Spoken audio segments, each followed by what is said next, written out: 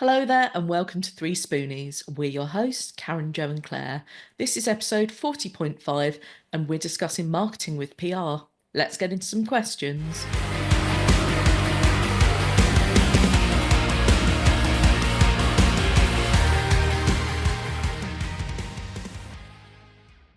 I'm Jane, and I'm an osteopath of a very busy growing clinic. It's growing because I'm supported by the secret weapon for healthcare clinics, LiveLink Resource. They're brilliant. They do everything that a practice manager does, and more, but remotely. That's if I had the funds and space for a practice manager in my clinic, which I don't, as I use every bit of space for treatment. I didn't want to manage employees, and I certainly didn't want to pay the pension and the employer's NI and everything that involves. So I have a single invoice that's tax deductible every month, and that's it. Every day I go to the clinic and it's full. Any cancellations have been rebooked, all payments taken, and I'm ready to go. And the patients love the friendly LiveLink team, and I often get many compliments about how wonderful they are. I don't even have to think about emails, insurance, health codes and inquiries. That's all sorted seamlessly for me. LiveLink are the ambassadors for my clinic, my cheerleaders, my support when I need a bit of a boost. They always have my best interests at heart. And I have my life back to spend time with friends and family and do the things I love. The worry and stress have disappeared. I call them my secret weapon, and I'd like to keep them to myself. But they have so many talents, it would be rude not to share them with other osteopaths, physios, podiatrists and other practitioners. So I'll whisper their name. LiveLink Resource. Call them now. Hello, I'm Karen from Pony Pony Pony. I'm Jo from Bright Cat Business Solutions. And I'm Claire from Sparkle's Gift Boutique. And together we're 3Spoonies navigating our way through life and business with not enough spoons. We are once again joined by Liz, who is going to be telling us even more about PR, if such a thing could be so. And I suspect it is. Hello, Liz. Hi, everyone. Would you like to tell us a little bit about you if people need a reminder or if they weren't here last week? Absolutely. So I run Escape the Village, which is a marketing consultancy. And PR is a small part of what we do, helping businesses, local businesses, small businesses, rurally based businesses with their marketing, making sure they get found and get discovered and don't stay a little secret. Perfect. Let's pass over to Claire for some questions from our community. Whoosh. Yay, caught the whoosh. Actually, zoomed back on my chair. Didn't mean to do that. So yes, I have a few questions for you from our community. Our first one is from Tatiana, and she says, is it better to stick to PR in the medium that you work in? For example, radio interviews, podcasts, online written articles for blogs, etc. Great question. I think a good mix is key, actually, and they all complement each other. But if you have a medium where you feel more comfortable, then start off in that medium to begin with while you're building your confidence up. As you become more confident, then widen the range of mediums. Perfect. That's good as well, because it's just you get yourself out. Once you're comfortable in one place, you can get yourself out in other places, and you don't want to do too many at once because it's overwhelming. So next question is from Lucy, and she says, is it acceptable to scan in magazine articles from my website? Big no, I'm afraid. We can't do that. You've got copyright issues there.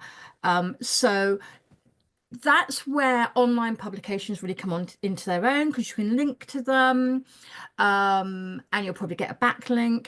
If you're actually in the printed media, you can still say as seen in, but you can't, unfortunately, sadly. I mean, you can do it for your own reference.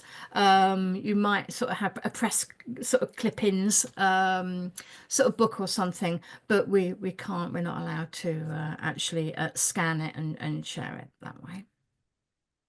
That's interesting. I never even knew that. So that's interesting. And I deal with so much different things with things I make with copyright and what you can and can't do, but I've never thought about it for kind of advertising in press ways and stuff. So that's quite interesting to learn. And our final question is from Xander, and he says, if a paper or magazine doesn't use your article, is it okay to send to other places? Absolutely. We mentioned in the last episode that I will quite often send a pitch or story, an article out to lots and lots of different publications. And it is a numbers game. If you've got someone that you've already got a relationship with and you want to give them sort of first shout on that, then yeah, send it to them first. And maybe have a sort of a little pause. But if they come back to you and say not this time, or if you don't hear from them, it's absolutely acceptable to send it on to someone else. The only thing that I would say is if you're really targeting a particular publication, and that you've got multiple journalists for that publication and you don't hear back from one, so you're going to approach another one, it's just polite just to say that I have sort of sent this over to Jane or George or whoever as well, just so they're aware and it doesn't put them into an awkward sort of position, I would say. But otherwise, yeah, share. It's a numbers game. Get it in front of as many people as you can. I'm going to ask a question on from that. So you said obviously they could send it on and have like a little bit of a wait before they kind of do again. How long would you say to wait for? Well, we follow up with journalists every sort of 2 to 3 days. So if we send out a pitch, we will follow up with them and just say, just making sure you've had an opportunity to see this and it's not sort of slipped through your inbox. Have you got any questions? And just to sort of touch base with them. And then we will reach out a second time. And if we don't hear back from them, then at that point we assume that it's a no-go with them.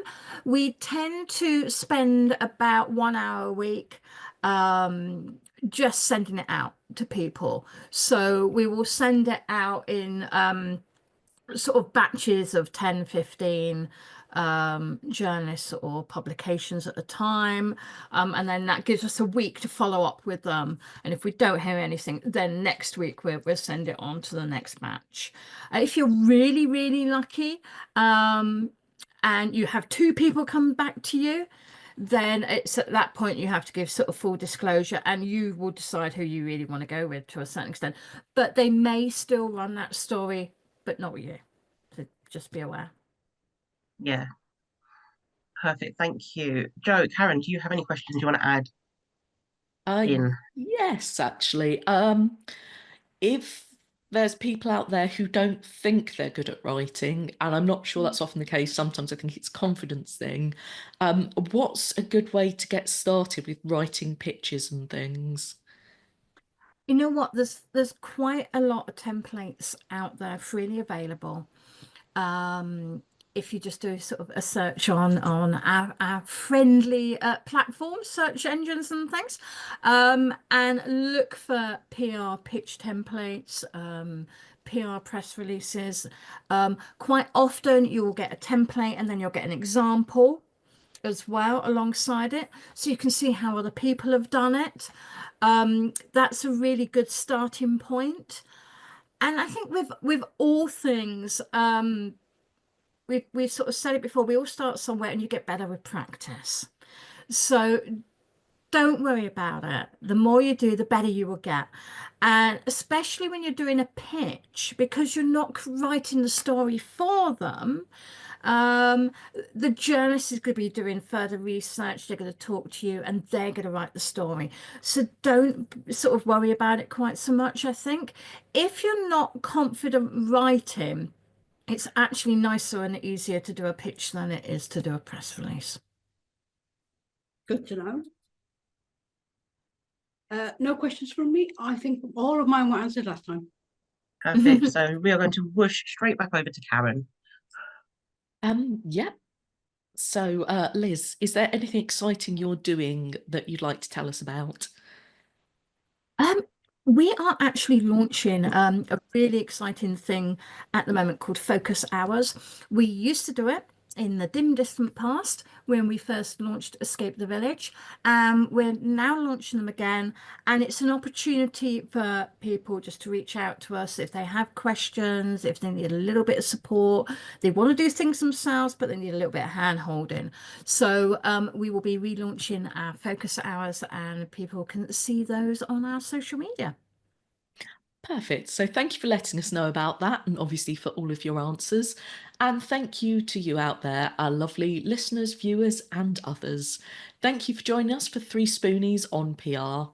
We'd love to know your thoughts in the comments and any questions you have. If you've enjoyed the episode, please subscribe for our weekly podcast and leave us a lovely review.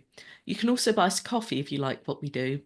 All the links will be in the show notes, and we'll see you next week for our next topic. Spoonies just want to have fun. See you then and keep track of your spoons.